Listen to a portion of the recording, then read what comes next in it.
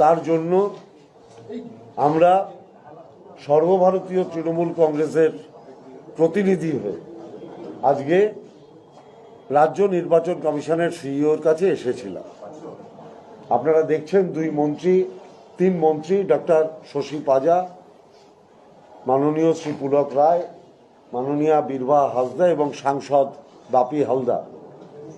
আমরা আজকে মূলত 5টা বিষয়ের উপরে আলোকপাত করেছি। আমাদের নেত্রী মাননীয়া মমতা বন্দ্যোপাধ্যায় এবং আমাদের সর্বভারতীয় সাধারণ সম্পাদক সাংসদ অভিষেক বন্দ্যোপাধ্যায় যে জিনিসগুলোর উপর বারংবার আলোকপাত করেছেন, আপনারা ইতিমধ্যেই অবগত হয়েছেন যে নির্বাচন কমিশন তারা বলছে যে 1,36,00,000 লোকের ডিসক্রিপেন্সি আছে। আমাদের নেতা সাংসদ অভিষেক বন্দ্যোপাধ্যায় সেদিন প্রেস করে বারংবার বলেছে যে এই তালিকা কেন নির্বাচন কমিশনার প্রকাশ করবেন না। আমরা যেটা বললাম যে আমি পার্থ ভৌমিক, কি আমি ডাক্তার শশী পাজা, কি আমি পুলক রায়, কি আমি বীরবা হাসদা, কি আমি বাপি হালদার, কি আপনি মনোজ কুমার আগরওয়াল, আমাদের যদি কোনো ডিসক্রিপেন্সি থাকে তাহলে আমরা জানবো না যে আমাদের ডিসক্রিপেন্সি আছে?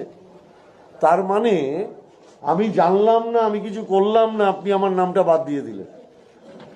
তার মানে যাকে আপনি ফাঁসি দিচ্ছেন, যার নাম ভোটার তালিকা থেকে বাদ দিচ্ছেন, তাকে জানালেন না যে কেন তার ডিসক্রিপেন্সি আছে, তাকে কোন তালিকা বাদ দিতে হবে।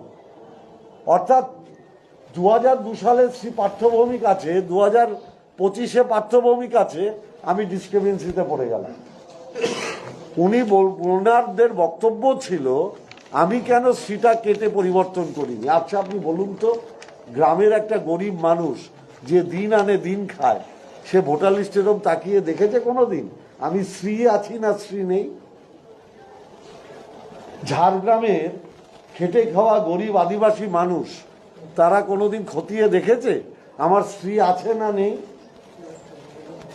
অর্থাৎ এই যে হ্যারাসমেন্ট, যেটা আমাদের নেতা সাংসদ অভিষেক বন্দ্যোপাধ্যায় সেদিন প্রেস করে বলেছেন যে নির্বাচন কমিশনারকে আমরা অনুরোধ করছি, আপনি একটা স্বয়ংশাসিত সংস্থা, আপনি ভারতের কেন্দ্রীয় সরকারের প্রতিনিধি নন, আপনি সারা ভারতবর্ষের মানুষের প্রতিনিধি।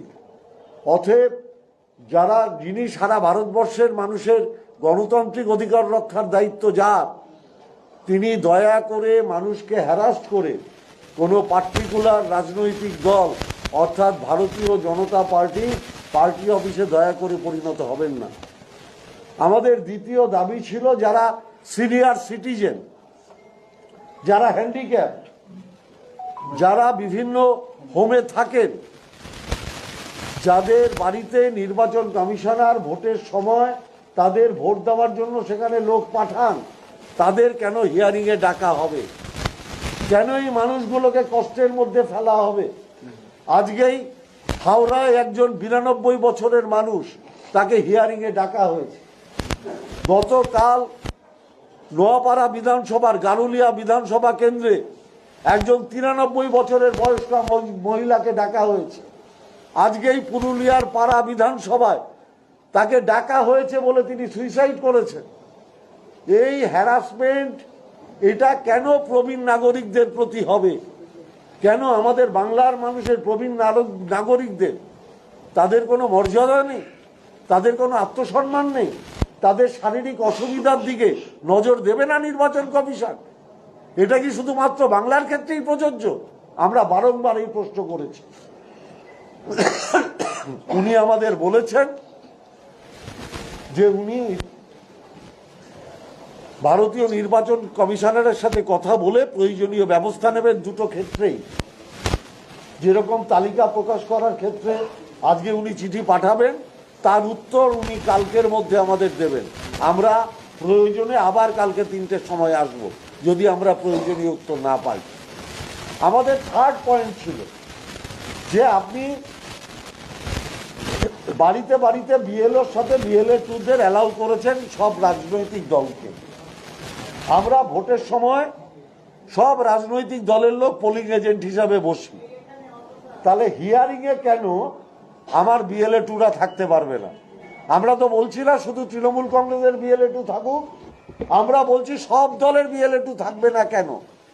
আপনি যখন নাম তুলতে বাড়ি বাড়ি পাঠালেন তখন সব দলের লোক থাকলো, আপনি যখন ভোট নেবেন তখন সব দলের লোক থাকবে, তাহলে হিয়ারিং এর সময় কেন বিএলএ টু অ্যালাউ হবে না?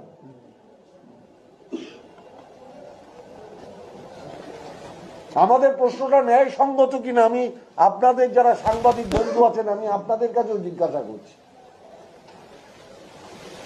আমাদের 4th পয়েন্ট ছিল যারা পড়াশোনা করতে বিদেশে গেছেন, যারা পড়াশোনা করতে বাইরের রাজ্যে গেছেন, কিংবা যারা কাজের জন্য বিদেশে গেছেন, বাইরের রাজ্যে গেছেন, কিংবা অন্যান্য জায়গায় গেছেন, তাদের অতি অবশ্যই ভার্চুয়াল হিয়ারিং নিতে হবে। তারা উপস্থিত না থাকলেও তাদের ভার্চুয়াল হিয়ারিং নিতে হবে। প্রধানমন্ত্রী যদি ভার্চুয়ালি বক্তৃতা দিতে পারেন, সুপ্রিম কোর্টের হিয়ারিং যদি ভার্চুয়ালি হতে পারে, হাইকোর্টের হিয়ারিং যদি ভার্চুয়ালি হতে পারে, তাহলে হিয়ারিংটা কেন ভার্চুয়ালি হবে না? তার মানে তারা ভারতবর্ষের নাগরিক, তারা চাকরি করতে গেছে, পড়াশোনা করতে গেছে, তার জন্য তাদের ভোটার লিস্টে নাম থাকবে না? তারা ভারতীয় নাগরিক থাকবেন না? তারা ভোট দেওয়ার অধিকার থাকবে না তাদের? আজকে পড়াশোনা করতে গেছে মানে তো এই নয় যে তিনি ভোটের সময় থাকবেন না।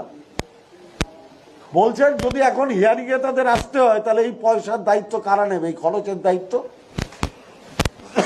কে নেবে? এই খরচের দায়িত্ব নির্বাচন কমিশন নেবেন? তাদের স্পেশাল ডেট দিয়ে 1 মাস বাদে তাদের খরচা দিয়ে আনান, তাহলে তো এটা নির্বাচন কমিশনের দায়িত্ব পড়ে। আমরা বলছি আপনারা ভার্চুয়ালি তাদের হিয়ারিং নিন, কিংবা অতি অবশ্যই এর মধ্যে পরিযায়ী শ্রমিক পড়ে যারা কাজের জন্য বাইরে আছেন, বিভিন্ন রাজ্যে, বিভিন্ন দেশে।